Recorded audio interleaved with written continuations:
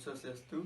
Perkenalkan, nama saya Dewangakan Putu Yudhistira Prawira dengan NIM 1662122-024 akan mempresentasikan tugas akhir saya yang berjudul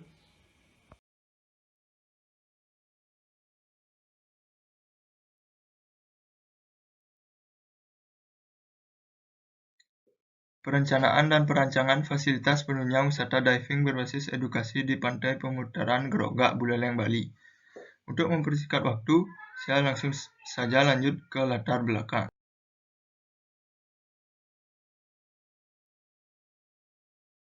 Selam atau diving merupakan kegiatan wisata air yang dilakukan di perairan pantai, di mana memanfaatkan keindahan alamnya terutama di bagian bahari sebagai daya tarik wisata. Berbicara mengenai bahari, Indonesia sebagai negara kepulauan terbesar memiliki kekayaan sumber daya alam yang sangat potensial di bagian bahari. Salah satunya adalah terumbu karang. Berbicara mengenai terumbu karang, Bali memiliki Kabupaten Buleleng yang memiliki potensi ekosistem terumbu karang yang sangat khas, di mana terbagi menjadi 3 kawasan, yaitu kawasan Buleleng Timur, Tengah, dan Buleleng Barat. Dari ketiga kawasan tersebut, kawasan Buleleng Barat yang memiliki kondisi terumbu karang tergolong dalam kategori baik, karena memiliki tutupan karang sekitar 77,13% dan keanekaragaman terumbu karang yang tinggi. Hal itu juga berselaras dengan pernyataan Kepala Humas dan Protokol Kabupaten Buleleng Gede Sugiarto yang menyatakan bahwa kawasan Buleleng Barat memiliki potensi pariwisata terutama di bagian pesisir pantai dan terumbu karang yang masih alami, sehingga berpeluang menjadi andalan pariwisata Bali Utara. Hal ini juga terbukti dari kunjungan wisatawan yang meningkat ke Kabupaten Buleleng, Kecamatan Grogak, dan Desa Pemutaran pada 3 tahun terakhir. Dari perkembangan kunjungan wisatawan dan potensi yang dimiliki kawasan Buleleng Barat, khususnya Pantai Pemutaran tersebut, sayangnya tidak diimbangi dengan tersedianya prasarana yang memadai dan lengkap sesuai standar fasilitas untuk mewadahi kegiatan wisatawan dalam berwisata bahari, khususnya wisata diving dan snorkeling, maupun di dalam penggarapan potensinya, sehingga wisatawan awam yang berkunjung tidak dapat berwisata dengan aman dan potensi yang tidak tereksplor secara maksimal. Selain itu, kegiatan wisata yang ditawarkan juga sama persis dengan kegiatan wisata diving dan snorkeling di pantai daerah Bali lainnya. Berdasarkan kondisi di atas mengenai isu yang dijelaskan, yaitu belum tergarapnya potensi Buleleng Barat secara optimal, terutama pada bagian pantai dan terumbu karang yang masih alami dengan penerapan teknologi bioroknya. Akibat dari kurangnya prasarana yang mewadahi dan kegiatan wisata yang monoton.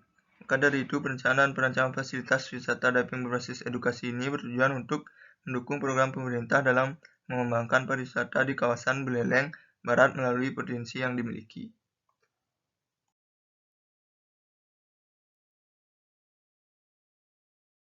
Selanjutnya ada tinjauan pustaka, di mana definisi dan fungsi dari fasilitas penunjang wisata diving berbasis edukasi ini merupakan fasilitas wisata yang menggunakan edukasi sebagai ciri khas pada aktivitasnya dalam mengembangkan potensi baharinya, atau dengan kata lain, edukasi adalah kata kunci utama dalam melakukan pengembangan potensi baharinya.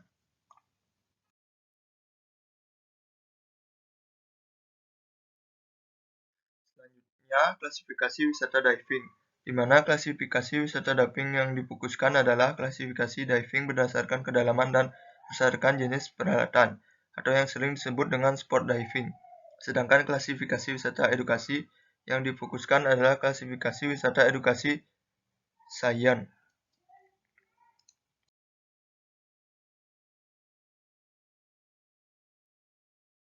Berdasarkan penjabaran mengenai klasifikasi tersebut, fasilitas penunjang wisata diving berbasis edukasi ini termasuk ke dalam wisata edukasi sport dan wisata edukasi sains, karena kegiatan yang diwadahi mencakup kegiatan wisata dan pelatihan mengenai wisata bahari, khususnya diving, serta edukasi mengenai struktur biorok pada terumbu karang.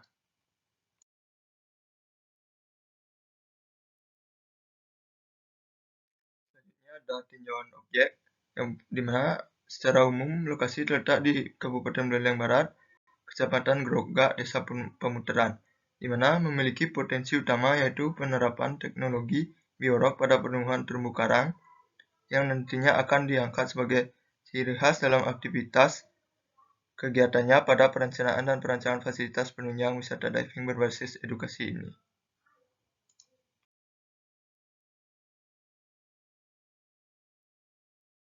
Selanjutnya ada spesifikasi proyek, di mana yang pertama pelaku kegiatan dibagi menjadi dua, yaitu pengunjung dan pengelola, di mana pengunjung lagi dibagi menjadi tiga, yaitu yang pertama wisatawan memiliki minat khusus atau wisatawan diver, wisatawan awam, dan pengunjung non-wisata.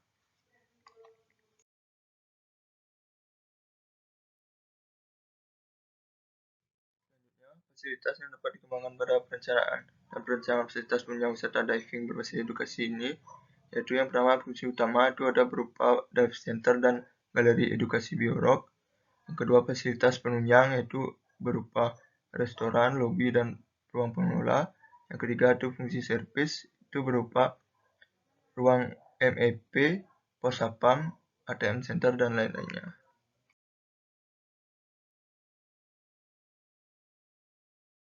Selanjutnya ada konsep dasar dan tema, di mana konsep dasar yang digunakan pada fasilitas penunjang wisata diving berbasis edukasi ini adalah konsep edutourism, sedangkan tema yang digunakan adalah tema tropis pesisir. Untuk lebih jelasnya, implementasi konsep dan tema akan dijelaskan pada transformasi konsep perencanaan dan perancangan.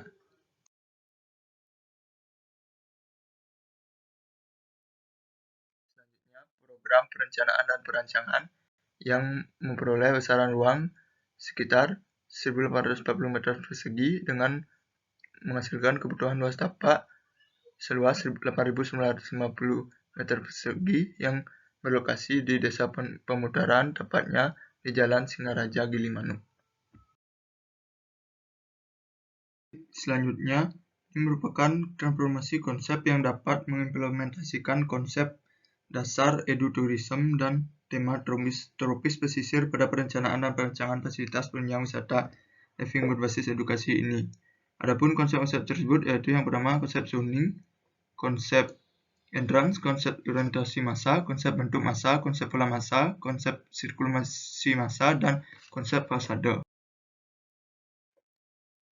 Baik, yang pertama ada konsep zoning, di mana zoning makro diperoleh berdasarkan karakteristik site yang telah dianalisa sebelumnya, di mana terdapat kebisingan di site yang nantinya menentukan zoning makro itu sendiri, di mana zoning makro dibagi menjadi 3 sifat ruang, yaitu yang pertama sifat ruang publik, yang ketiga semi publik, dan yang keempat privat. Baik, berdasarkan dari konsep zoning makro tersebut, maka menghasilkan zoning mikro di dalam site, di mana peletakan dan pembagian ruang sesuai dengan organisasi ruang, konsep dasar, dan karakteristik site, di mana peletakan ruangnya disesuaikan dengan alur kegiatan wisatawan yang berawal dari berwisata hingga memperoleh pengalaman edukasi terkait dengan lokasi yang dikunjungi. Hal ini untuk menerapkan konsep edutourism agar lebih terlihat. Selanjutnya, konsep entrance, di mana selain memberikan kenyamanan sirkulasi pengguna saat memasuki entrance juga nantinya dibuat agar lebih ikonik, di mana ikonik ini dimaksudkan untuk memberikan kesan unik pada saat pertama masuki entrance, di mana penggunaan instalasi arsitektur yang berisikan informasi mengenai potensi bawah laut Pemutaran yang memiliki keunikan pada terumbu karang yang menggunakan teknologi biorog, sehingga kesan ikonik pada entrance bisa mengarahkan paradigma pengunjung langsung ke arah wisata diving yang berdasarkan atas edukasi di dalamnya. Berikut bentuk entrance yang ikonik agar konsep edutourism saat memasuki entrance lebih terasa. Untuk konsep orientasi massa, di mana orientasi massa bangunan yang berfungsi sebagai edukasi, orientasinya akan diarahkan langsung ke luar site atau ke arah tepi pantai, sedangkan yang sebagai fungsi sebagai wisata akan diarahkan ke dalam site. Hal ini untuk menerapkan konsep edutourism agar saat pengunjung memasuki site bisa terfokus pada alur kegiatan wisata. Selanjutnya, konsep bentuk massa. Jadi, bentuk massa yang digunakan yaitu komposisi dan bentuk massa yang orientasinya diputar dan meletakkan bidang bangunan terkecil sebelah timur dan barat site untuk memaksimalkan view serta merespon kondisi iklim di dalam site. Selanjutnya, konsep pola massa. Jadi, berdasarkan penilaian dan proses analisa yang telah dilakukan, maka pola massa yang digunakan pada fasilitas penunjang wisata diving berbasis edukasi ini adalah pola massa klaster, karena fasilitas yang diwadahi memiliki fungsi dan kegiatan yang berbeda, sehingga fungsi ruangnya harus dikelompokkan atau klaster. Selanjutnya, konsep sirkulasi massa. Berdasarkan massa yang telah dilakukan, maka pola sirkulasi yang diterapkan dalam SEP adalah pola sirkulasi linier dengan jenis kurva linier dan linier putar balik, di mana jenis kurva linier akan diletakkan pada area parkir diperuntukkan untuk sirkulasi kendaraan, sedangkan jenis kurva jenis putar balik akan diperuntukkan di dalam set untuk sirkulasi pengunjung yang ada. Selanjutnya, konsep fasad, di mana konsep fasad ini sangat erat kaitannya dengan tema, seperti penggunaan ruang transisional pada sisi bangunan yang berfungsi sebagai perantara ruang luar dengan ruang dalam untuk dapat mereduksi panas sinar matahari secara langsung masuk ke ruangan. Selain itu, pemilihan material yang bersifat tropis juga berpengaruh pada tampilan bangunan untuk membantu mereduksi panas sinar matahari. Selain itu, penggunaan secondary skin juga digunakan pada fasad sebagai respon terhadap sinar matahari sekaligus sebagai estetika pada fasad.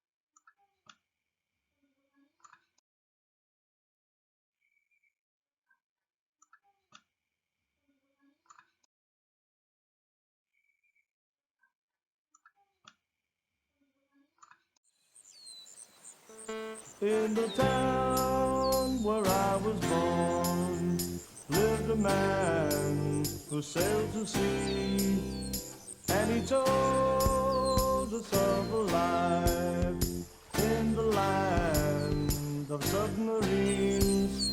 So we sailed up to the sun till we found the sea of green, and we lived beneath the waves in our yellow submarine.